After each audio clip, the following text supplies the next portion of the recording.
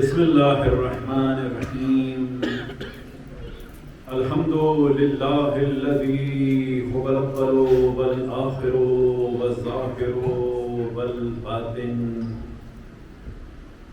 والصلاة والسلام على أشرف الأنبياء والمرسلين سيدنا ومولانا ومقتدانا أبي القاسم محمد وعلى أهل بيته الطيبين الطاهرين المعصومين، سيما بقية الله في الأراضين مهدي المنتظر، أرواحنا وأرواح العالمين لتراب مقدمه الفداء، ولعنة الله على أعدائهم ومنكر فضائلهم وغاصب حقوقهم إلى قيام يوم الدين. وقال الله تعالى وهو أصدق القائلين: لن تنالوا البر حتى تنفقوا مما تحبون وما تنفقوا من شيء فإن الله به عليم. صدق الله العلي العظيم.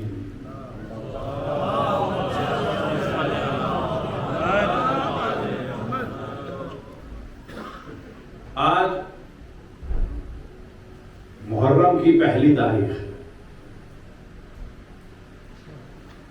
آیا محرم پہلا مہینہ ہے یا 11واں مہینہ ہے؟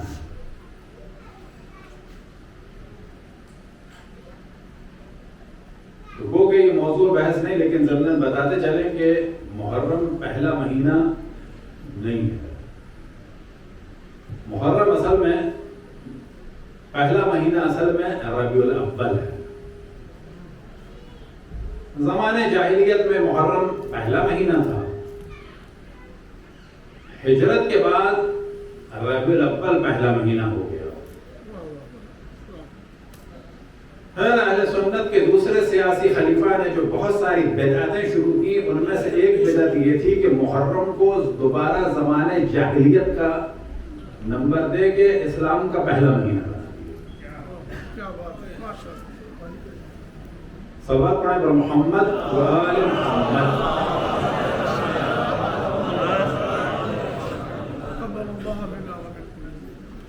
جو بھی ہم سے آشنا ہے وہ جانتا ہے کہ ہم علمی طریقے سے دشمنان اہل بیت کو بے نقاب کرتے رہتے ہیں.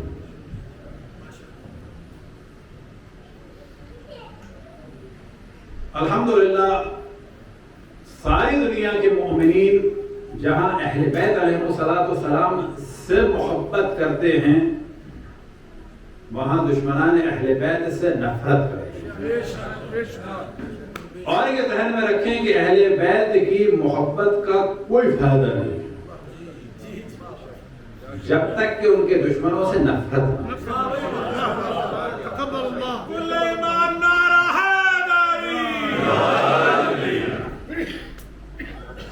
صلوات کا کوئی فائدہ نہیں جب تک کہ ان کے دشمنوں پر لعن نہ کرے.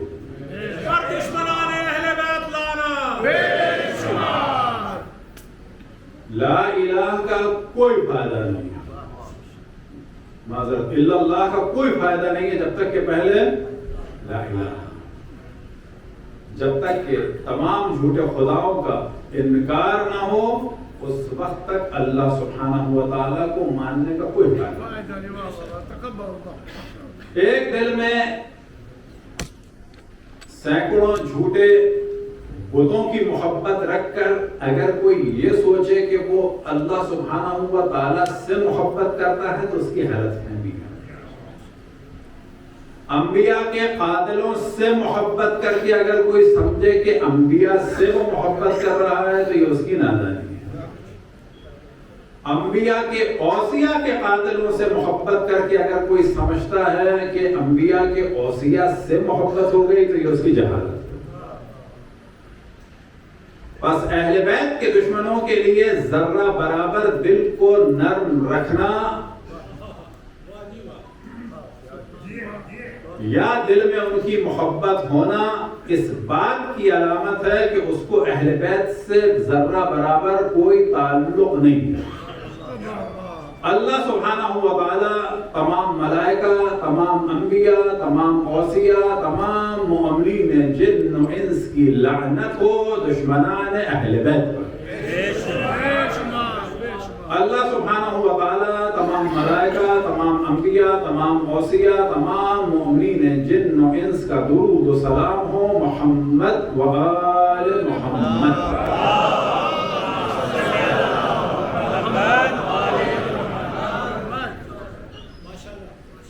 اب ایک چیز کی جانب توجہ دلائیں کہ جتنے مسلمان ہیں وہ سب ہمارے بھائی ہیں، ہمارے جان ہیں، ان کے قدم ہمارے سارا حکم پر ہیں،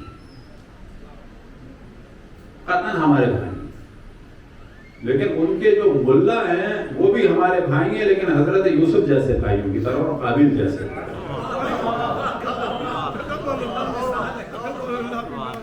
وہ بھی بھائی ہیں قابل کی طرح۔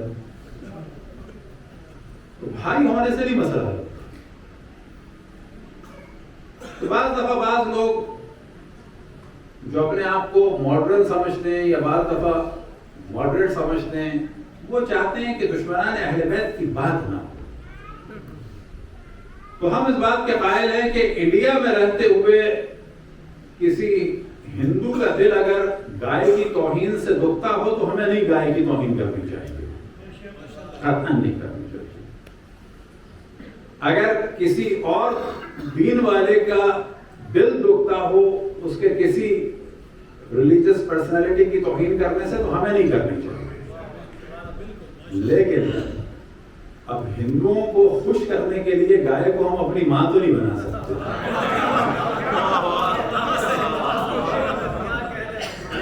کیونکہ نتیجے میں بہت سارے سانڈ بھی باپ بنیں گے۔ کسی طریقے سے کسی بھی ریلیجن یا کسی سیکٹ کو خوش کرنے کے لیے ان کے غلط قسم کے افراد کو ہم اون نہیں کر سکتے۔ ہم گالی نہیں دیں گے لیکن حقیقت ضرور بیان کریں گے۔ بس توہین کرنا کسی کی یا گالی دینا یہ الگ موضوع ہے، لیکن انہی کی کتابوں سے دلائل کے ساتھ فیکٹ کو بتانا یہ توہین نہیں ہے، بلکہ یہ ہمارے لوگوں کے بھی ایمان کی مضبوطی کا سبب ہے اور ان کی بھی ہدایت کا سبب ہے۔ اب مثال کے طور پہ کیا ہم نہ بتائیں کسی اپنے برادر مسلم کو کہ تمہارے نبی اشرف الانبیاء حضرت محمد مصطفیٰ صلی اللہ علیہ وسلم کو فلانے شخص نے ہجر و ہذیان اور بکواس کی نسبت دی تھی، نہ بتائیں اس کو؟ ہاں اگر یہ کہیں کہ وہ بدماشی ہے وہ نہ، یہ فائدہ نہیں۔ اس کو بتائیں کہ بابا جس کو تم سمجھتے ہو اس آدمی نے اہل بیت پہ ظلم بعد میں کیا، پہلے تو نبی خدا خاتم الانبیاء اشرف الانبیاء حضرت محمد مصطفیٰ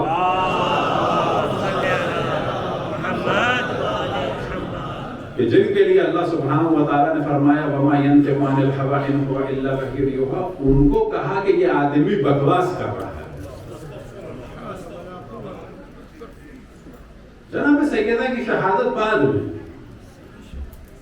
باقی بدعتیں بعد میں، وہ بعد میں ڈسکس کریں گے، لیکن یہاں پہ یہ اشرف الانبیاء کو بکواس کہہ رہا ہے۔ جب اشرف الانبیاء کو کہہ دیا کہ یہ آدمی بکواس کر رہا ہے، ان الرجل لیحجر، یہ آدمی بہکی بھی باتیں کر رہا ہے، بکواس باتیں کر رہا ہے، تو پھر کیا بچا؟ نہ قرآن بچی نہ حدیث بچی۔ اب یا تم اشرف الانبیاء کو مان لو یا اس منافق کو مان لو،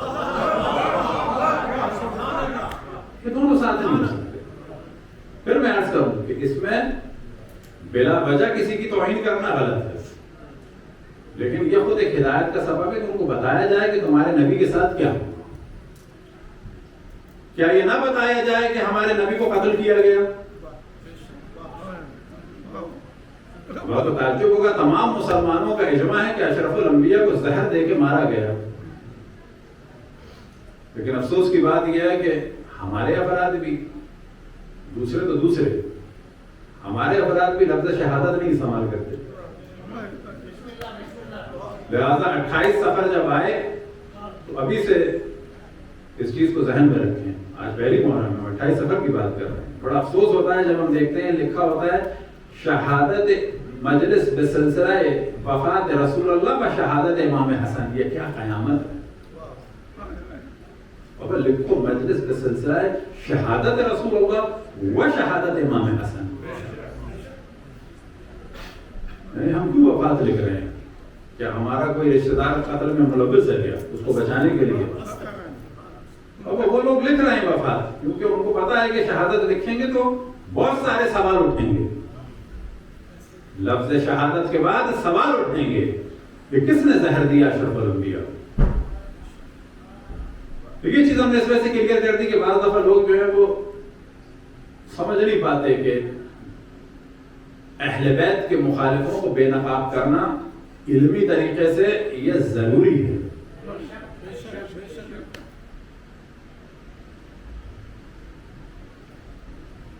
ہماری ہمیشہ روش ہے کہ شروع کے 1 یا 2 دن حضرت فاطمہ سلام اللہ علیہا کی مسائل بیان کریں. چاہے کہیں 3 مجالس ہوں، چاہے 5 ہوں، چاہے 10 ہوں. وجہ یہ ہے کہ واقع کربلا کا دارالمدار جناب سیدہ سلام اللہ علیہا کی شہادت پر. اصل دارالمدار تو اسی شخص پہ ہے کہ جس نے رسول اللہ کو بکواس کی نسبت دی تھی، لیکن پھر اس شہادت جناب سیدہ پر دارالمدار ہے باقی تمام شہادتوں. اور شروع کی مجالس میں انشاءاللہ جو اصل ہمارا موضوع ہے وہ تو فضائل مولا امیر المومنین ہے، جو خود انہوں نے ایک محفل میں کہ جو شورا منعقد ہوئی تھی وہاں پر مولا امیر المومنین نے خود اپنے فضائل بیان کیے. انشاءاللہ وہ اصل موضوع رہے گا. بس شروع کے 2 دن جناب سیدہ سلام اللہ علیہا کی شہادت مسائل ہیں. اور کیا چیز؟ اور یہ کہ واقع کربلا کی وجہ کیا ہے. یہ جو ہمارے یہاں کوشش کی جا رہی ہے اور ہمارے لوگ بھی اس میں آ گئے ہیں، حتیٰ مولوی ملا بھی، کہ ایسا ماحول بناتے ہیں جیسے بعد شہادت رسول اللہ صلی اللہ علیہ وسلم بالکل اسموتھ ہر چیز چل رہی تھی. 11 ہجری میں اسموتھ، 20 میں اسموتھ، 30 میں اسموتھ، اس کے بعد بالکل 60 تک صحیح جا رہی تھی. ایک دم سے ایک فاسق اور فاجر اور زانی اور شرابی آیا اور کام خراب ہو گیا. یہ چیز سبب بنتی ہے کہ سارا گند آپ ڈال دیں یزید پہ. نہ، یزید تھا، خبیث تھا، پلید تھا، لیکن اس سے پہلے والے اس کی خباثت کے حساب سے یزید کچھ بھی نہیں ہے. یہ یزید کے اوپر سارا گند ڈال دینا یہ کوئی بھی عقل کی بات نہیں. یزید نے تو کچھ بھی نہیں کیا جو اس نے ان کے پہلے والوں نے کیا ہے، اس سے پہلے والوں نے کیا ہے. اور اگر جرم کے اعتبار سے دیکھا جائے، اب یہاں کوئی فوراً تھوڑی سی ہماری بات سنے گا، کہہ دے گا جی مولانا یزید کا دفاع کرنا. یزید نے اشرف الانبیاء کے معجزات اپنی آنکھوں سے نہیں دیکھے تھے. یزید نے فضائل اہل بیت اشرف الانبیاء کی زبان سے نہیں سنے تھے. یزید خبیث تھا، پلید تھا، لیکن ان لوگوں کی نسبت کم پلید تھا کہ جنہوں نے اشرف الانبیاء کی زبان مطہر سے مولا امیر المومنین کے فضائل سنے اور ان کی مخالفت کی. مولا امیر المومنین کے فضائل سنے اور ان پر لعنتیں بھیجی. مولا امیر المومنین کے فضائل سنے اور ان سے جنگ کی. یزید ان سے کم تھا. لہذا جب بعض دفعہ کہا جاتا ہے کہ بنو امیہ نے یہ کر دیا، بنو امیہ نے یہ کر دیا، جیسے کہ انجینئر محمد علی کی روش ہے، تو نہ سمجھیں کہ وہ بڑی ہمارے لیے خدمت انجام دے دی. وہ کیا پالیسی ہے؟ مودودی صاحب کی پالیسی بھی یہی تھی. جو انہوں نے کتاب لکھی خلافت و ملوکیت، یعنی سارے پرابلم کریٹ کیے ملوکیت نے. یعنی کیا کرنا چاہ رہے ہیں؟ وہ بتانا چاہ رہے ہیں کہ بنو امیہ نے سارے پرابلم کریٹ کر دیے. نا، بنو امیہ رزلٹ ہے ان سے پہلے والوں کا، نہ کہ بنو امیہ جو ہے وہ ٹوٹل کاز ہے ہر پرابلم کا. تو جو بھی بنو امیہ کو کہتا ہے اس کے ساتھ ہمیں بنو امیہ پہ لعنت بھیجنی چاہیے، لیکن بعد میں جھنجھوڑنا چاہیے کہ بابا سارے الزام بنو امیہ پہ نہ ڈالو. بنو امیہ کو وجود میں لانے والے ہیں پہلے والے. امام حسین پہ جو ظلم ہوا اس ظلم کی بنیاد ڈالنے والے ہیں یزید سے پہلے والے. صلوات پڑھیں پر محمد والے.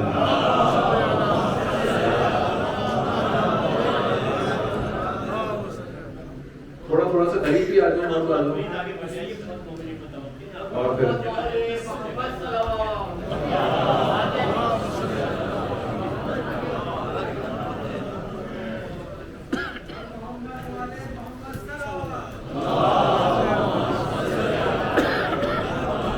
تو شروع کی انشاءاللہ ایک دو مجالس میں ہماری توجہ رہے گی اور بیچ بیچ میں بھی شاید توجہ دلاتے رہیں کہ یہ نہ سوچیں کہ واقعہ کربلا اچانک ہو گیا. یہ بالکل غلط ہے. واقعہ کربلا کا تعلق صرف یزید سے ہے، بالکل غلط ہے. واقعہ کربلا سے پہلے اسلام میں کوئی قتل عام نہیں ہوا، کوئی ظلم نہیں ہوا، سب کچھ اسموتھ جا رہا تھا. یہ 100% غلط. واقعہ کربلا سے پہلے بہت سارے مسائل ڈھائے گئے. لہذا بڑی تیزی سے ہم بعض موضوعات کی جانب توجہ دلائیں اور یہ جاننا ضروری ہے، ورنہ شہادت امام حسین نہیں سمجھ میں آئے گی. یہ بالکل غلط کانسیپٹ ہے کہ اچانک ایک فاسق و فاجر و زانی و شرابی یزید جیسا آدمی آ گیا اور کام خراب ہو. ایک دفعہ میں یاد ہے کہ ظاہراً کراچی یونیورسٹی یا NLD میں ایک دفعہ ڈسکشن ہو رہا تھا اور وہاں پر جب ہماری باری آئی تو سب لوگ یزید کو کہہ چکے تھے. اس تو کچھ پروفیسر بھی تھے، کچھ باقی علماء اہل سنت بھی تھے، علماء تشیع بھی تھے. تو ہم نے کہا کہ بھئی یہ ساری باتیں کہ یزید فاسق ہے، فاجر ہے، زانی ہے، شرابی ہے، تو سب جانتے ہیں. یہ تو سب جانتے ہیں. ڈسکس یہ کرنا چاہیے کہ اس فاسق و فاجر و زانی و شرابی کو لایا کون؟ اس کو رومن امپائر لائے تھے، بیزنٹائن امپائر والے لائے تھے، جاپان والے لائے تھے، چائنا والے لائے تھے. کون لایا تھا اور کس نے اس کی بنیاد رکھی تھی؟ تو سب کا رنگ ہو گیا. وجہ کیا ہے کہ یزید کو جب بعض دفعہ لوگ فوکس کرتے ہیں تو یاد رکھیں بعض دفعہ وہ اہل بیت کی محبت میں فوکس کرتے ہیں اور بعض دفعہ وہ باقی جو سنگین جرائم کے مجرم ہیں ان کو بچانے کے لیے کوشش کرتے ہیں. تو جہاں پر بھی یہ محسوس ہو تو فوراً ہمیں چوکنا ہو جانا چاہیے کہ یہ یزید سے نفرت کر رہے ہیں اہل بیت کے لیے یا یزید سے نفرت کر رہے ہیں باقی پکے دشمنوں کو بچانے کے لیے. صلوات پڑھیں پر محمد وآل محمد.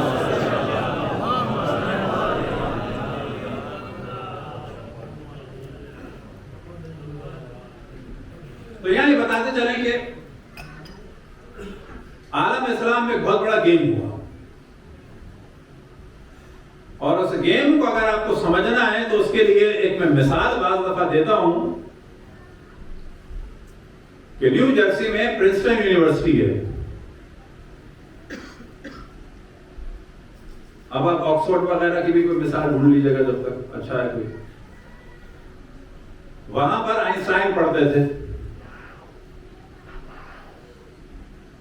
اب آپ کو تعجب ہوگا جس نے آئنسٹائن کو دیکھا تھا وہ سب کے سب بڑے فزکس کے اسکالر ہو گئے. وہاں کا مالی بھی فزکس کا اسکالر ہو گیا. پتا ہے آپ کو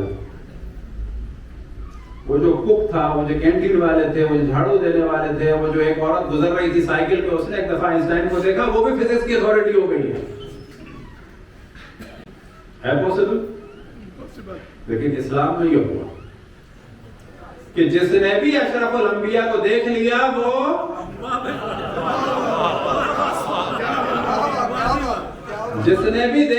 اتھارٹی بن گیا. اب وہ فاسق ہو، فاجر ہو، قاتل ہو، زانی ہو، شرابی ہو، حتیٰ رسول کی توہین کرنے والا ہو تو کہا گیا کہ nobody can talk about him. کیا ہے یہ اتھارٹی ہے بابا اسلام کی. یہ جو جعلی قاعدہ آیا ہے یہ اہل بیت کے مقابلے میں آیا ہے ان کو اسکرین سے ہٹانے کے لیے. یعنی ایک جانب وہ ہستیاں ہیں کہ جن کی طہارت کا اعلان اللہ سبحانہ و تعالیٰ نے فرمایا, جن کے فضائل قرآن میں بیان ہوئے, جن کے فضائل اشرف الانبیاء نے بیان کیے, تو دوسری جانب وہ افراد کہ جن میں منافق بھی تھے, جن میں مومن بھی تھے. اب آپ تصور کریں کہ اشرف الانبیاء کے دور میں سورہ منافقون نازل ہو رہی ہے, اور آخر زمانے میں جو سورہ نازل ہوا وہ کون سا ہے؟ سورہ برات. اور سورہ برات میں واضح تمام مسلمانوں کو اللہ سبحانہ و تعالیٰ کی جانب سے کہا جا رہا ہے ممن حولکم من الاعراب منافقون, کیا مسلمانوں مدینہ کے ارد گرد جو گاؤں دیہات والے ہیں ان میں منافق ہیں. وَمِنْ أَهْلِ الْمَدِينَةِ مَرَدُوا عَلَى النِّفَاقِ, اور اہل مدینہ میں ایسے ہیں جو نفاق میں شدید ہیں. آپ کو تعجب ہوگا کسی بھی شہر والوں کے لیے نفاق کا لفظ قرآن مجید میں استعمال نہیں ہوا سوائے مدینہ. یہ جو اہل کوفہ کا شور مچایا جاتا ہے نا, یاد رکھیں یہ بھی اپنے بعض لوگوں کو بچانے کے لیے شور مچایا جاتا ہے. اہل کوفہ میں برائیاں تھیں لیکن اہل مدینہ سے کم برائی. اہل مدینہ کے نفاق کا ذکر قرآن مجید میں ہوا ہے, اس کو کیوں بھول جاتے ہو؟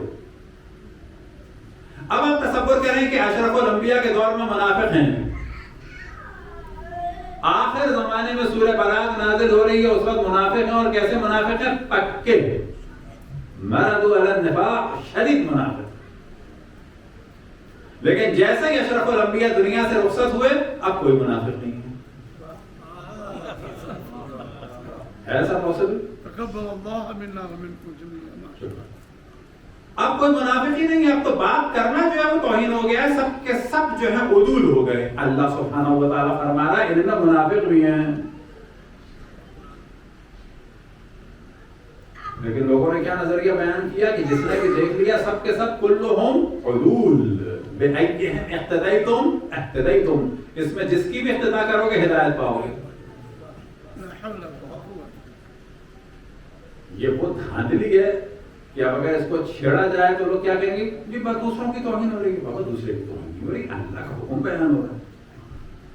اللہ سبحانہ و تعالیٰ فرما رہا ہے ان میں مومن بھی ہیں منافق بھی ہیں. آپ اللہ کے مقابلے میں آ کے کہہ رہے ہیں کہ سب کے سب مومن ہیں. اب ان میں کیسے پہچانا جائے کہ کون مومن ہے کون منافق ہے؟ ایک لٹمس ٹیسٹ اشرف الانبیاء نے دے دیا, اور وہ کیا دے دیا؟ یا علی لا يحبک الا مؤمن ولا یبغضک الا منافق. کہ علی تم سے کوئی محبت نہیں کر سکتا مگر یہ کہ وہ مومن ہوگا, اور کوئی بغض نہیں رکھ سکتا. بغض کیا چیز ہے؟ زبان کی چیز نہیں ہے, ہاتھ کی چیز نہیں ہے, اندر کے دل کی چیز ہے. کوئی بغض نہیں رکھ سکتا مگر یہ کہ وہ منافق ہوگا. لیکن جو زبان کھول دے اور تلوار اٹھا لے تو بلا شک منافق ہے. صلوات پڑھیں پر محمد.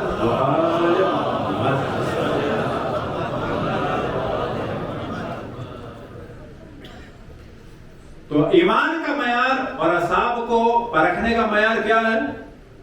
علی ابن ابی طالب سے محبت. اور جو بھی محبت نہ کرے وہ کیا ہے؟ لعنتی ہے, منافق. ہمارا اس تعلق نہیں. تو شیعہ کسی کی توہین نہیں کرتے. شیعہ اشرف الانبیاء کی اطاعت میں کیا کرتے ہیں؟ مولا علی کے دشمنوں کو منافق کہتے ہیں. وہ کیا کریں؟ تو صحیح بخاری کی تعلیم ہی ہے, صحیح مسلم کی تعلیم ہی یہی ہے کہ جو بھی علی کے سے بغض رکھے وہ منافق. جو جنگ پہ آیا وہ منافق, جو جنگ پہ آئی وہ منافق. اب کیا کریں اس میں؟ اشرف الانبیاء کے خلاف جائیں تو یہ دین ہے. اشرف الانبیاء کی تعلیم بیان کریں یہ بے دینیت ہے. یہ کیا سوچ؟ تو اصل معیار ہے کون؟ مولا المؤمنین. اصل معیار کون ہے یاد رکھیں؟ صدیق اکبر اصلی والے، فاروق اعظم اصلی والے. اب یہ بھی ذہن میں رکھیں کہ یہ لقب جو ہے اس کے اوپر پورا ہمارا لیکچر ہے، اس کو ڈھونڈیں مل جائے گا آپ کو تفصیل سے درجنوں حوالوں کے ساتھ کہ اشرف الانبیاء نے جو لقب ہے صدیق اکبر کا وہ مولا امیر المؤمنین کو دیا ہے. ضمن ہم باتیں کرتے چلے جاتے ہیں تاکہ چیز کلیئر ہو. اب یہ چیز کلیئر نہ کریں تو بچہ سوچے گا شاید ہم کسی کی ضد میں کہہ رہے ہیں، کسی کے ٹائٹل کو ہم چھین رہے ہیں. نا، یہ مولا امیر المؤمنین کا ٹائٹل غصب کیا گیا ہے. اشرف الانبیاء نے اگر کسی کو کہا ہے صدیق اکبر تو کس کو کہا ہے روایتوں میں؟ صرف اور صرف اور صرف علی ابن ابی طالب. فاروق اور فاروق اعظم اگر کہا ہے اشرف الانبیاء نے تو صرف اور صرف اور صرف اور لاکھوں دفعہ صرف علی ابن ابی طالب. اور صدیق اکبر اہل سنت کے پہلے سیاسی خلیفہ وہ کس نے دیا؟ وہ خود اقرار کرتے ہیں قال الناس، لوگوں نے دیا یہ ٹائٹل. ایک جانب مولا امیر المومنین کو اشرف الانبیاء فرما رہے ہیں یہ صدیق اکبر ہے تو آپ ان کو صدیق اکبر نہیں کہہ رہے. ایک جانب ان موصوف کو ٹائٹل پبلک نے دیا ہے تو آپ ان کو صدیق اکبر کہہ رہے ہیں. کون ٹائٹل کا حقدار ہے صدیق اکبر کا؟ پبلک دینے، جس کو پبلک نے دیا ہو، جس کو اشرف الانبیاء نے دیا ہو. فاروق اعظم کا ٹائٹل کس نے دیا؟ اشرف الانبیاء. مولا امیر المومنین کو اشرف الانبیاء نے. ان موصوف کو کس نے دیا؟ آپ کو تعجب ہوگا، یروشلم کے اہل کتاب خصوصاً یہودیوں نے.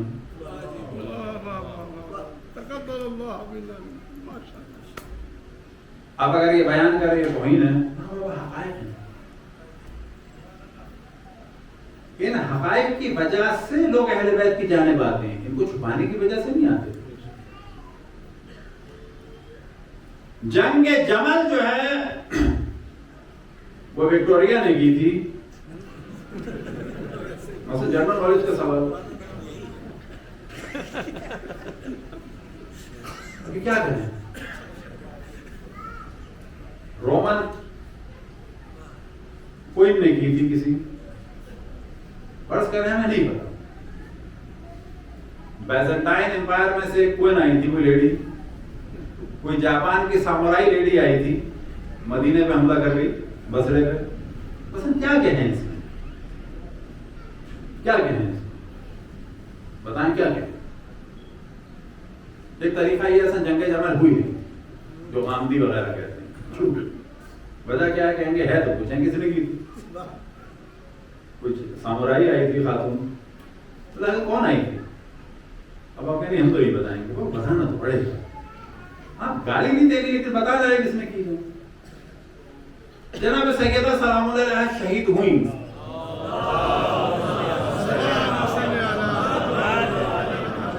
تو پھر بتانا پڑے گا کیا ہوا. لہذا جنگ اخبار کی پالیسی تھی. ہمیں یاد ہے جب ہم ٹین ایج میں تھے تو عام طور پہ سننے میں آتا تھا کہ مومن بتاتے تھے کہ ان کو زمانے میں ایجنسیز ہوتی تھیں، ان کو جا کے خبر دینی ہوتی تھی تو وہ 3 دن بعد 2 دن کے بعد اخبار میں اگلے دن آتی تھی کون سے صفحے میں آنا ہے، کس سائز میں آنا ہے. تو جو بھی اشتہار دیتا تھا شہادت حضرت فاطمہ سلام اللہ علیہا لکھا ہوتا تھا، اس کو وہ وفات کر دیتے. وجہ کیا ہے کہ لفظ شہادت کے بعد سوال ہوگا. اب جناب سیدہ سلام اللہ علیہا دنیا سے گئی، بالآخر کیا ہوا؟ کوئی لنگس کا پرابلم تھا، نمونیا ہو گیا تھا، کیا کڈنی کا مسئلہ تھا، گر گئی تھی، بخار ہو گیا تھا، چوٹ لگ گئی تھی. بالآخر کیا ہوا تھا؟ ارے 18 سال کی میں، یا بعض روایتوں میں تھوڑی سے زیادہ عمر، کیا ہوا کیا تھا؟ اب اس کو اگر بیان کریں تو یہ توہین ہے، یا پھر آپ کہہ دیں گے یہاں طبیعت خراب ہو گئی تھی، بخار ہو گیا تھا، وائرل انفیکشن تھا، پلیگ آیا تھا مدینے میں. بالآخر کچھ تو بتانا ہوگا. تو یہ ہم بتانا چاہ رہے ہیں کہ توہین الگ چیز ہے، حقائق کو بیان کرنا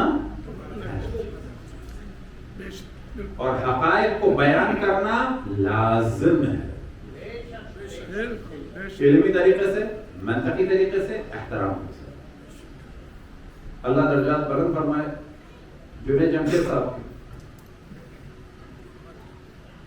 انہوں نے ایک دفعہ طویل واقعات ہے امریکہ میں، ہمارا پاکستان میں بھی کانٹیکٹ تھا، پھر جب امریکہ ایک دفعہ وہ آئے، میں بھی آیا ہوا تو مجالس کے لوگوں نے مجھے فون کیا، بعد میں بڑی اچھی دعوت بھی رکھی، تو انہوں نے پوچھا حضور یہ کیا آپ کہتے ہیں جناب عائشہ کے بارے میں؟ آپ کو کچھ نہیں کہتے،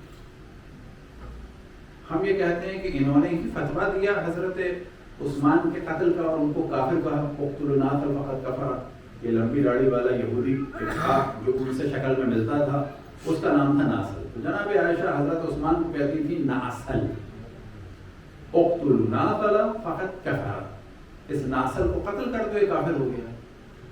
میں حضور کیا کہہ رہے ہیں؟ میں نے کہا میری بات کا بالکل یقین نہ کیجیے گا، بالکل یقین نہ کیجیے گا، پوچھیے گا کیا۔ انہوں نے پوچھا بعد میں نے کہا خود مروا دیا، لیکن ان کی پلاننگ کیا تھی؟ ان کا کزن پاور میں آ جائے، کون؟ طلحہ۔ جب وہ پاور میں نہیں آئے تب انہوں نے پالیٹکس اپنی پوری چینج کر دی، کہا کہ ہائے عثمان مظلوم مارے گئے، آؤ علی ابن ابی طالب سے انتقام لیں، یعنی وہ قتل مولا امیر المومنین پہ ڈال دیا اور ان کے ساتھیوں پہ ڈال دیا، جبکہ ان کے ساتھی بھی شامل نہیں تھے، یاد رکھیں یہ پورا جھوٹ ہے۔ فتویٰ دینے والے یہ تھی، ساتھی کون تھے؟ طلحہ و زبیر تھے، اور مارنے والے تمام اصحاب تھے، اور ان کے آرڈر پہ مارا گیا تھا۔ لیکن بعد میں آپ دیکھیں عمر بن حمزہ خبائی کو، محمد بن ابو بکر کو، جناب حضرت مالک اشتر کو اور تمام مولا امیر المومنین کے ساتھیوں پر تہمت لگا کے ان پہ ڈال دیا۔ بالکل کیسے؟ بالکل ویسے جیسے شہادت امام حسین کا ڈال دیا تھا اس پہ شیعوں۔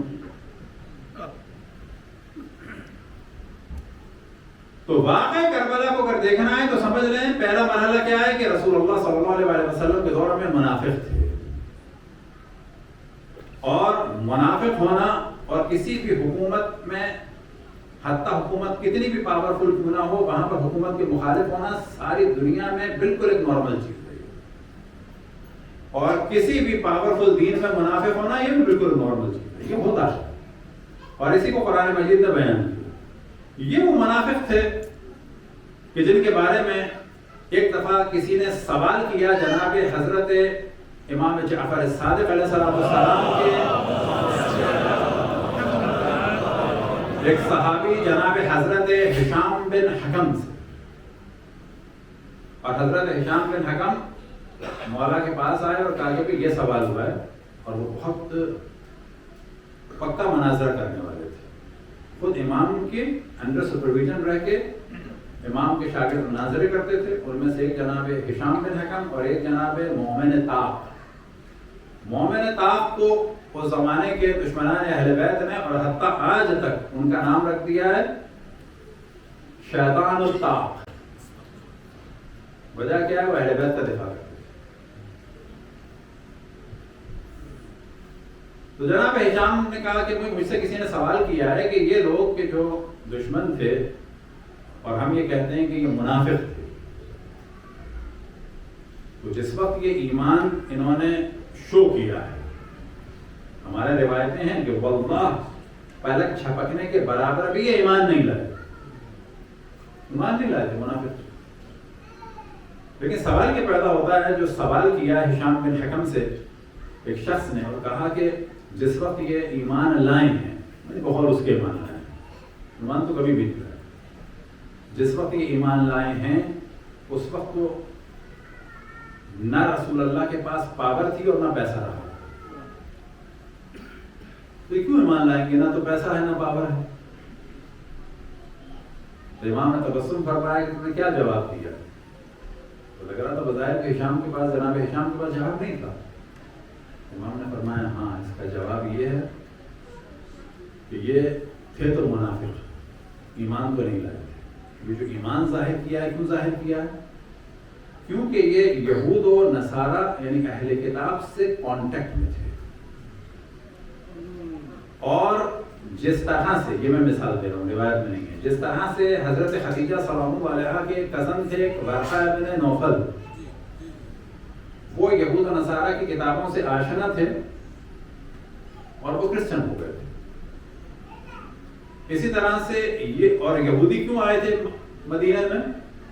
یروشلم سے، کیونکہ ان کو پتا تھا یہاں سے ایک نبی ظاہر ہوگا. لیکن یہودیوں کا پرابلم کیا تھا کہ وہ نبی نہیں مان سکتے تھے اس کو حضرت اسماعیل کی نسل سے اگر ہوگا. وہ چاہ رہے تھے کہ اگر نبی حضرت اسحاق کی نسل سے ہوتا تو مان لے. آئے وہ اسی لیے تھے، انتظار کر رہے تھے کہ ایک نبی ظاہر ہوگا فاران کے پاس اور یہ اس کا مرکز ہوگا. لہذا مدینہ میں ان کی پوری تیاری تھی.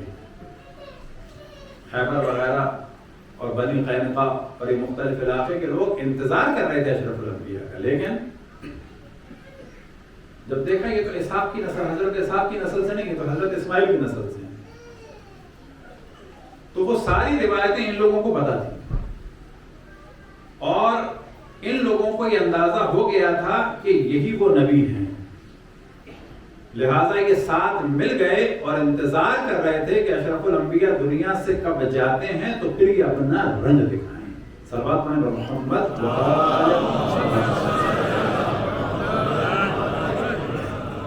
تو پہلا مرحلہ ہو گیا کہ یہاں منافقین تو تھے، یہ چیز کلیئر ہو جائے.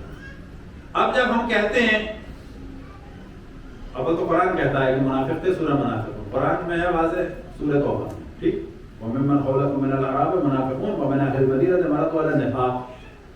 تو یہاں تک تو تھے منافق. اب آپ دیکھیں لاجک کتنی بدل جاتی ہے. ہم جب کہتے ہیں کہ فلان فلان فلان اور درجن افراد منافق تھے، تو لوگ کہتے ہیں یہ آپ توہین کر رہے ہیں اشرف الانبیاء کی، کیا ان کی تعلیم کا اور ٹیچنگ کا اثر نہیں ہوا ان میں؟ لیکن کیسی بات لے کے آتے ہیں، یعنی ان کو منافق ڈکلیئر ہم کر رہے ہیں، لیکن یہ ہم پر کیا الزام لگا رہے ہیں؟ توہین ہے. یعنی آپ نے اگر کہہ دیا کہ فلانا شخص منافق تھا تو اس کے معنی یہ ہے کہ آپ نے تو رسول کی توہین کر دی. تو سوال کیا جائے جو سورہ منافقون نازل ہوئی تو رسول کی توہین ہے، یہ کون سی لاجک ہوئی؟ شیطان جو ہے ملائکہ کا اصحاب تھا، صحابی تھا. البتہ آج کل مجھے بڑا افسوس ہوتا ہے صحابہ کا شور مچانے والوں کو لفظ صحابہ بولنا نہیں آتا، صحابی صحابی کہتے ہیں. ٹھیک ہے آپ نے صحابی کی جگہ صحابی صحابی صحابی. تو صحابی کیا ہوتا ہے؟ صحابی کو صحابی صحابی. ساری زندگی تمہاری صحابی صحابی میں گزر رہی ہے اور صحابی کو جو ہے تم صحابی بھی نہیں کہہ پا رہے. تو وہاں پر آپ دیکھیں کہ شیطان بالآخر اصحاب تھا ملائکہ کے نہیں کرتے، صحابی تھا ملائکہ کے نہیں تھا، یا بالفاظ دیگر شیطان کے اصحاب تھے ملائکہ کے نہیں تھے. اور عرش پہ بیٹھنے کا فائدہ ہوا شیطان کو کہ نہیں ہوا؟ آسمانوں کی بلندی پہ جانے کا شیطان کو فائدہ ہوا کہ نہیں ہوا؟ تو یہ توہین کس کس کی ہو گئی جب آپ نے شیطان کو برا کہا؟ تمام ملائکہ کی توہین ہو گئی، جناب جبرائیل کی توہین ہو گئی، جناب میکائیل کی توہین ہو گئی، جناب اسرافیل کی توہین ہو گئی، عرش کی توہین ہو گئی. ہے بات نہیں لوجیکل بات. البتہ ہمارے روایات ہیں کہ ایمان شیطان کا ہمیشہ خراب تھا، وہ عبادت کرتا تھا. البتہ یہ ذہن میں رکھیں کہ شیطان عدل خداوند تبارک و تعالیٰ کے خلاف تھا، توحید کے خلاف نہیں تھا، خالقیت کے خلاف نہیں تھا، ربوبیت کے خلاف نہیں تھا. اور یہی وجہ ہے کہ مذہب حق اہل بیت میں توحید کے بعد جو سب سے اہم اصل ہے وہ کیا ہے؟ عدالت. اور دوسرے مذاہب میں کیا ہے؟ عدالت نہیں ہے، خدا ظلم بھی کر سکتا ہے. قابیل دو انبیاء کا صحابی تھا. قابیل کے جرائم بیان کرنا حضرت آدم کی توہین ہے؟ حضرت حوا کی توہین ہے؟ خود جناب حضرت حابیل کی توہین ہے؟ جس زمانے میں 1/4 قابیل تھا اور باقی کون تھے؟ مومن تھے. یعنی اکثریت کس کی تھی؟ مومنین کی. ان اکثر کی تعلیمات کا اثر ہوا 1/4 پہ. 75% کا اثر ہوا 25% پہ. کیا یہ 75% کی توہین ہے؟ حضرت لوط کی بیوی کافرہ تھی، حضرت نوح کی بیوی مخالف تھی، حضرت نوح کا بیٹا مخالف تھا. کیا یہ توہین ہے حضرت نوح کی؟ جتنے بھی بنی اسرائیل تھے جنہوں نے بچڑے کی پوجا کی، یہ سب کے سب اصحاب حضرت موسیٰ تھے. شک ہے؟ بالکل شک نہیں. جتنے بھی بنی اسرائیل تھے یہ سب کے سب انبیاء زادے تھے. شک ہے؟ بنی اسرائیل بالآخر حضرت ابراہیم کی نسل سے ہیں کہ نہیں ہیں؟ حضرت اسحاق کی نسل سے ہیں کہ نہیں ہیں؟ حضرت یعقوب کی نسل سے ہیں کہ نہیں ہیں؟ حضرت موسیٰ کے اصحاب میں سے تھے کہ نہیں تھے؟ شق البحر کو دیکھا کہ نہیں دیکھا؟ ایک تو ہوتا ہے دیکھنا، یہ فزیکلی اس میں سے عبور کر کے گئے. من و سلوا کھایا کہ نہیں کھایا؟ اس کے بعد بچڑے کی پوجا کی کہ نہیں کی؟ تو یہ جو بچڑے کی پوجا بنی اسرائیل نے کی انبیاء زادے ہونے کے بعد، اصحاب ہونے کے بعد، یہ بقول ہمارے علماء اہل سنت کے سیابی ہونے کے بعد، یہ حضرت موسیٰ کی توہین ہے کہ اللہ کی توہین ہے؟ کس کی توہین ہے؟ دیکھیں ہر جگہ الگ لاجک چل رہی ہے، لیکن دشمنان اہل بیت کو پروٹیکٹ کرنے کے لیے بالکل لاجک بدل جاتی ہے، بالکل لاجک بدل جاتی ہے. ہر جگہ ان لوگوں کو منافق کافر کہا جا سکتا ہے، لیکن اشرف الانبیاء کی توہین کرنے والے کو آپ نہ منافق کہہ سکتے ہیں نہ کافر. اہل بیت کی توہین کرنے والوں کو نہ منافق کہہ سکتے ہیں نہ کافر، کیونکہ لاجک بالکل بدل گئی. تو آپ اگر اکثریت کو، یہ تو قطعاً ہمارے بھائی ہیں لیکن وہ بلا شک نہ رسول کے دشمن ہے نہ رسول کی آل کے دشمن ہے، عوام کی بات ہو رہی ہے. عوام دنیا میں اکثر معصوم ہے. اب اس سے بھی آگے بڑھ جاتے ہیں. یہ جو ہمارے مشہور ہے کہ ہر ہندو جو ہے وہ یا ہر نان مسلم جہنم میں جائے گا، ایسا کچھ نہیں. ڈیپینڈ کرتا ہے اس تک پیغام پہنچا تھا کہ نہیں پہنچا تھا، اس کے پاس عقل تھی کہ نہیں تھی. اب یہ بھی آپ سوچیں کہ 16 سال کی لڑکی کیا ولادت ہو رہی تھی مثلا بھوٹان میں، ابھی وہ مر گئی تو اللہ سے جہنم میں ڈال دے گا، واپس میں ڈال دے گا. اس تک پیغام پہنچا تھا کہ نہیں پہنچا؟ اصل معیار ہے پیغام کا پہنچنا، حجت کا تمام ہونا، اور عقل و شعور تھی، عقل و شعور تھا کہ نہیں تھا. دنیا میں وہ کافر ہیں شادی کے مسائل میں، کھانے میں، پینے میں، ذبیحے میں، وہ الگ مسئلہ ہے. لیکن ہر کافر کے لیے آپ سوچیں کہ جہنم میں جائے گا، یہ صرف اللہ جانتا ہے کس پہ حجت تمام ہوئی، کس پہ حجت تمام نہیں. تو برادران اہل سنت پتہ نا ہمارے بھائی، ہماری جان ہے، ان کے قدم ہمارے سر آنکھوں پہ ہیں.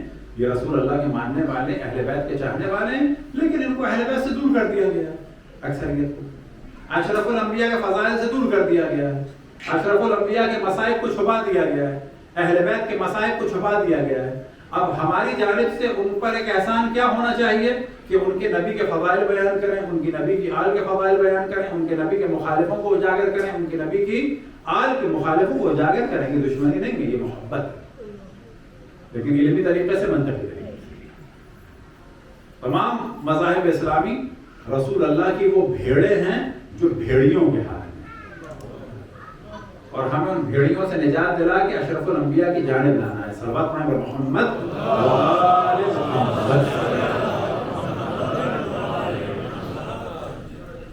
تو ایک تو مرحلہ آ گیا کہ یہ منافق تھے.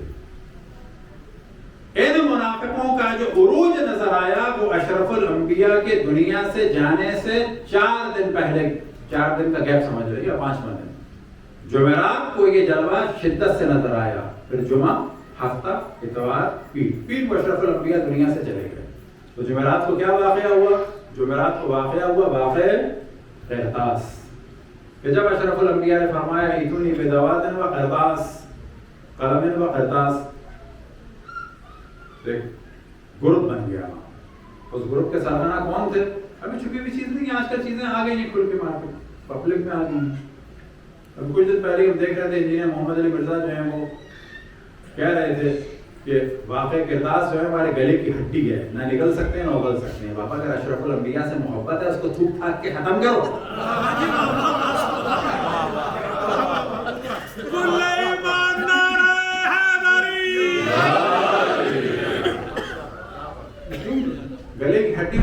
گلے کا ہار بنایا تھا، وہ تو اٹھا کے پھینکو۔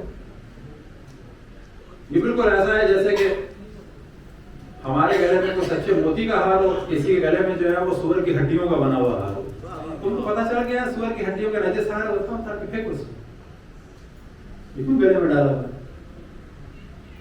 تو اس کا مطلب یہ چیزیں چھپی بھی نہیں۔ اب ہوا کیا واقعی کرتاس میں، اگر یہ کلیئر نہ ہو تو پھر آپ کو کچھ تاریخ اسلام نہیں پتا چلے گا۔ یہاں اشرف الانبیاء نے فرمایا میں لکھ دوں، ابھی سب کچھ واقعہ کب ہوا؟ غدیر کے بعد، اسے پھر میں بیان کروں۔ غدیر اور مباہلہ بالکل اشرف الانبیاء کی دنیا سے جانے سے پہلے کی بات ہے۔ اب کہا جا رہا ہے کہ ان کو، کہ جن کے گمراہ ہونے کا امکان ہے بلکہ یقین ہے، ان کو کہا جا رہا ہے تم کو لکھ دوں۔ اچھا وہ بھی کیوں لکھ دوں؟ ان لوگوں کو پہلے نکال دیا تھا مدینہ سے، جاؤ اسامہ کی فوج میں جاؤ، اور پھر فرمایا تھا لعن اللہ من تخلف عن جیش اسامہ، خداوند تبارک و تعالیٰ کی لعنت ہو جو اسامہ کی فوج سے پلٹ گیا ہے۔ اشرف الانبیاء نے مدینے کے حالات کنٹرول رکھنے کے لیے اشرار کو نکال دیا تھا، لیکن یہ واپس آ گئے، اور واپس آنے کے بعد کیوں انہوں نے کوئی شک؟ اب جب اشرف الانبیاء نے مانگا قلم و دوات، تو جن سے مانگا ان کو لکھ کے دینا تھا۔ کہا جاتا ہے مسلمانوں کے لیے تھا نا، ان لوگوں کے لیے کہ تم دیکھ لو کہ جو میں غدیر میں کہہ چکا اور جو عمل میں کر کے دکھا چکا مباہلے میں، اور اشرف الانبیاء نے یہ پیغام اول رسالت سے انجام دیا، دعوت ذوالعشیرہ سے، اس کو انشاءاللہ مولانا امیر المومنین کے فضائل میں بیان کریں گے بعد میں۔ تو اب وہاں پر لوگوں نے شور کر دیا۔ ابھی بڑی عجیب بات ہے کہ یہاں اشرف الانبیاء فرما رہے ہیں کہ قلم و دوات لاؤ میں لکھ دوں، کرتاس لاؤ میں لکھ دوں، یہاں پر بھی شور ہو گیا۔ اور جہاں اشرف الانبیاء نے فرمایا، صحیح مسلم میں بھی ہے کہ میرے 12 خلفاء ہیں، وہاں بھی شور ہو گیا۔ وہ شور کرنے والے کون ہیں؟ یہ ہے کون شور کرنے والے؟ یعنی یہاں پر بات ہو رہی ہے، یہاں بھی شور ہو گیا، وہاں پر بات ہو رہی ہے کہ میرے 12 جانشین ہوں گے، 12 خلفاء ہوں گے، 12 امیر ہوں گے، اس امت کے 12 اس پر مرد حکومت کریں گے۔ جہاں بھی 12 کا ڈسکشن ہو رہا ہے وہاں پر جو ہے شور ہو رہا ہے۔ یہ کون شور کرنے والے ہیں؟ منافق۔ یہ ہیں وہ لوگ کہ جو منافق ہیں۔ اب یہ شور کرنے والوں کے سرغنہ کون تھے؟ یہ چیز چھپی بھی نہیں ہے، کہیں بھی آپ پوچھ لیں۔ سب سے پہلے جناب عمر نے مخالفت کی اشرف الانبیاء۔ بخاری نے الفاظ استعمال کیے قد غلبہ الوجع، ان پر بیماری کا غلبہ ہے۔ اس کے کیا معنی نکلتے ہیں؟ یعنی ایک کنگ یا ایک منسٹر یا ایک ٹیچر یا ایک باس یا ایک ماں باپ میں سے کوئی بھی ایک حکم دیں اور ہم کہیں ان پر بیماری کا غلبہ ہے، اس کے کیا معنی ہے؟ دنیا میں کسی بھی کلچر میں پوچھ لیں اس کے معنی کیا ہے، تو بخاری نے تو بڑا سافٹ کر دیا اس کو، قد غلبہ الوجع، ان پر درد کا غلبہ ہے۔ کیا معنی ہے؟ یعنی ان کی بات کی اہمیت نہیں ہے، چھوڑو، درد کا غلبہ۔ لیکن اصل الفاظ کیا تھے جو مسلم نے بھی بیان کیے؟ انہ لا یحجر، یہ بہکی ہوئی باتیں کر رہے ہیں، یعنی بکواس۔ ٹھیک ہے؟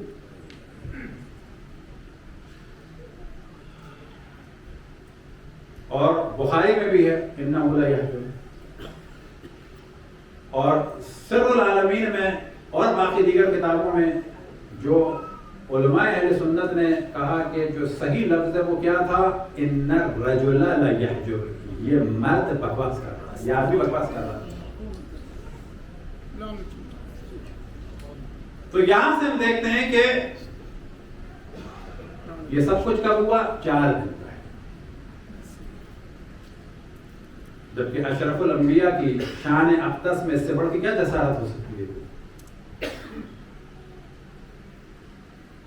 تو یہاں سے یہ معاملہ شروع ہوا، اور کل انشاءاللہ توجہ دلائیں گے کہ کسی چیز کا نتیجہ نکلا، اور پھر یہاں پر مختلف موضوعات آتے ہیں کہ اشرف الانبیاء غمزدہ ہوئے اور اس کے بعد فرمایا قوموا عنی، نکال دیا ان لوگوں کو. کن کو نکالا؟ انہوں نے شور کیا. وجہ کیا ہے؟ کہ ہدایت لینے کے لیے تیار نہیں ہے. سابقہ انبیاء کی امتیں بھی ایسی تھیں جو ہدایت نہیں لیتی تھیں. ہاں، ہر نبی کی امت میں ایسے لوگ تھے جو ہدایت نہیں لیتے تھے، بات کو نہیں مانتے تھے، طغیان کرتے تھے، سرکشی کرتے تھے. اشرف الانبیاء کے ساتھ بھی یہی ہے. لیکن یہاں پر ان کو بچانے کے لیے کیا قاعدہ بنا دیا کہ نہیں کسی نے بھی کبھی کچھ نہیں کیا. قرآن کے مقابلے میں ایک نیا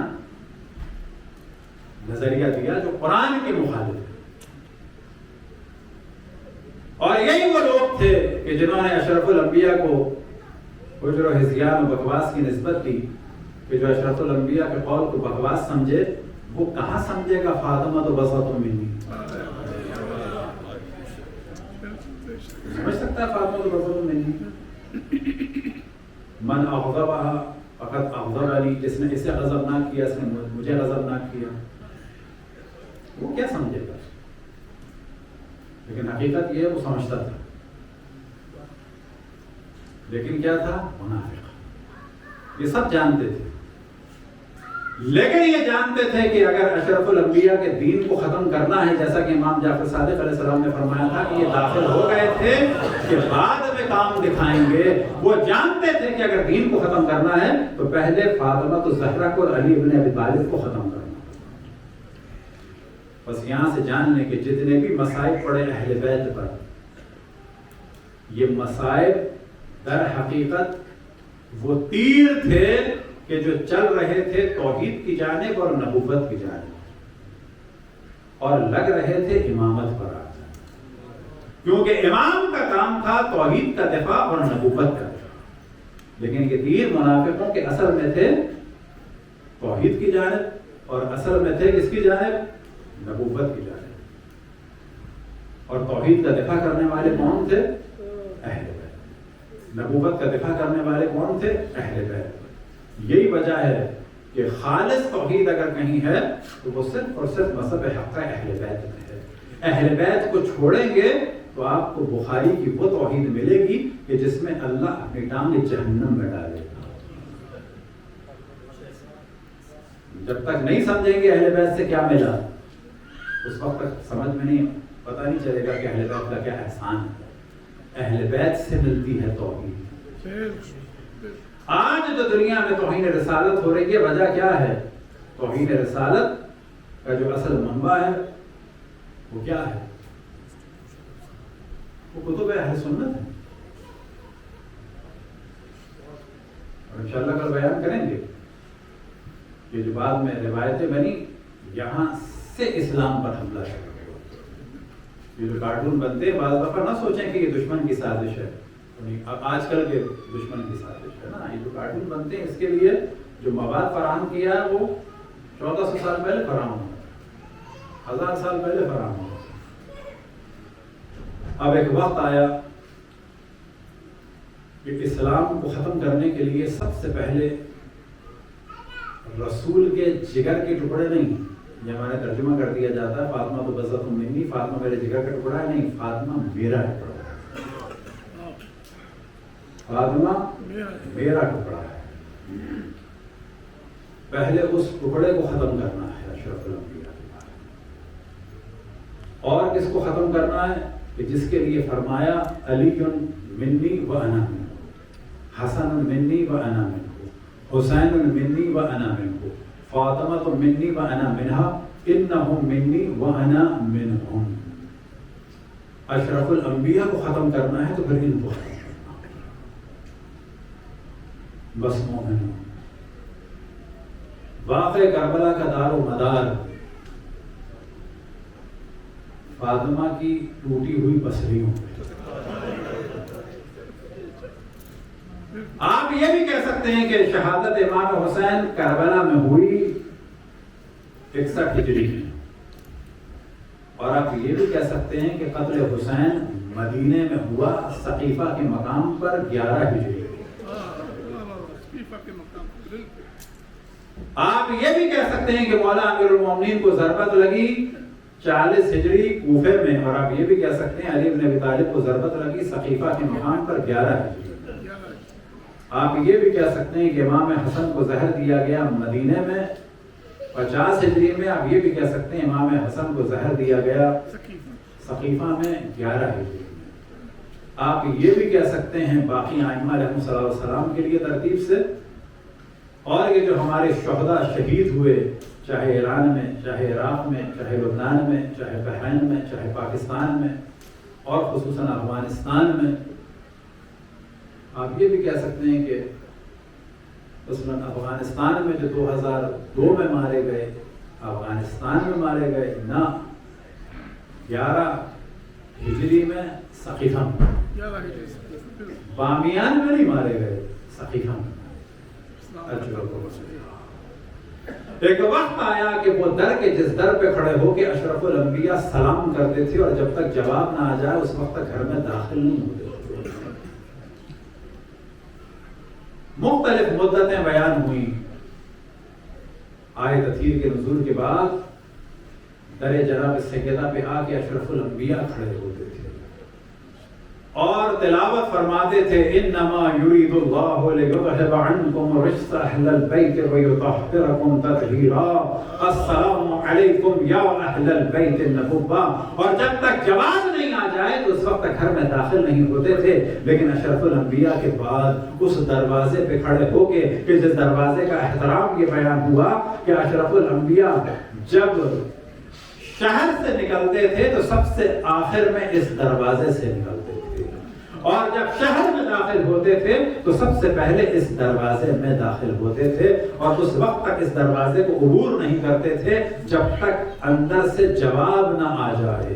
یعنی بتا رہے تھے یہ وہ دروازہ ہے کہ جس کا احترام وہ کرتا ہے کہ جو تمام کائنات میں سب سے اشرف و اعلیٰ ہے۔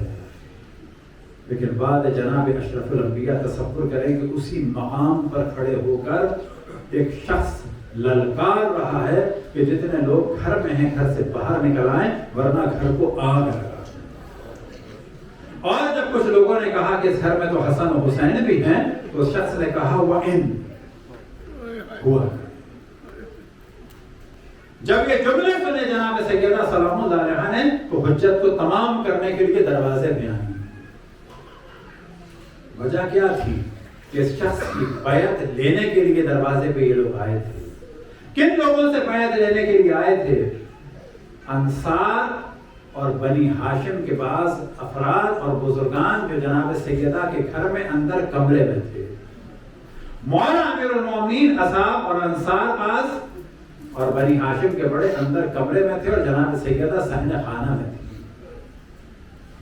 اور جب اس شخص کو ہدایت دینے کے لیے اور حجت تمام کرنے کے لیے اور مولا امیر المومنین کو بچانے کے لیے، کیونکہ اگر مولا امیر المومنین اندر تھے تو صحن خانہ میں کون تھی؟ جناب سیدہ تھی۔ اگر مولا امیر المومنین آگے نکلتے تو کہہ دیا جاتا کہ اس نے ہمیں قتل کرنے کی کوشش کی۔ جناب سیدہ نے حجت تمام کرنے کے لیے دروازے پہ آئے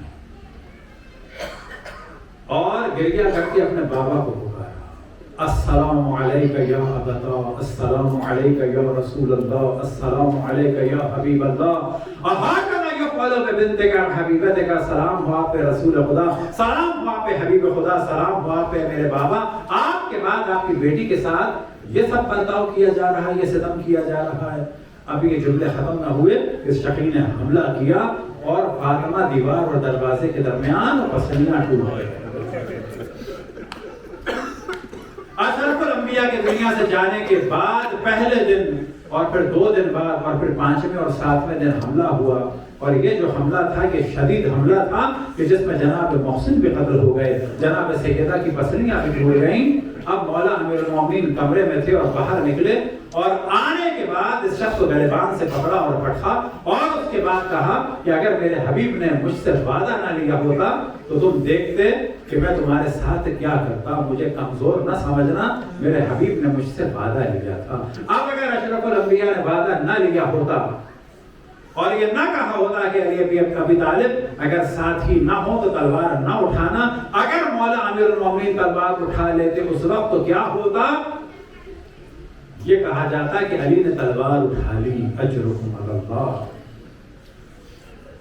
اب ایک وقت آیا کہ علی کے گلے میں رسی کو ڈالا گیا۔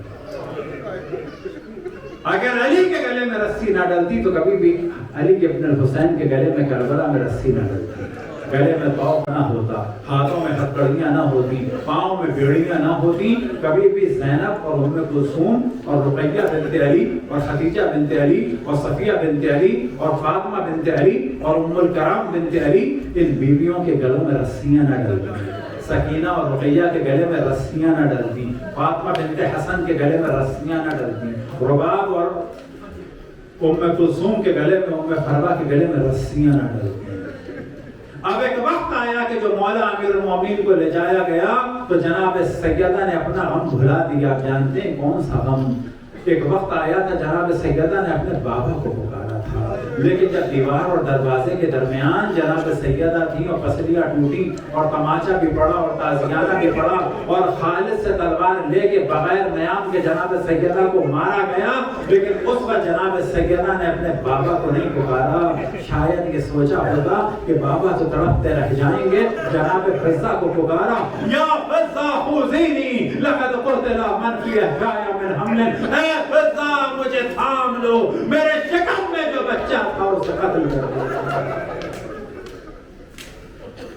یا اللہ جس نے رسول اللہ جناب سیدہ اور ائمہ پہ ظلم کیا ان سب پہ لعنت فرما۔ ماتم حسین